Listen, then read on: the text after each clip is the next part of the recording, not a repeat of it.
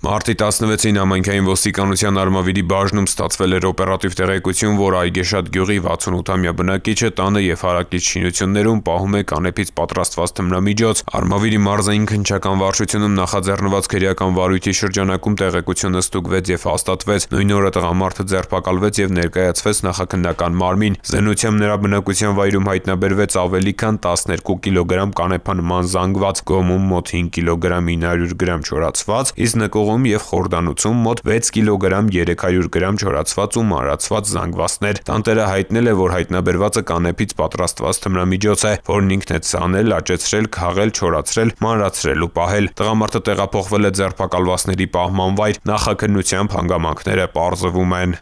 Ծանուցում հանցագործության համար մեղադրվողը համարվում է անմեղ, քանի դեռ նրա մեղավորությունն ապացուցված չէ քրեական դատավարության օրենսգրքով սահմանված կարգով՝ դատարանի օրինական ուժի մեջ մտած դատավճռով։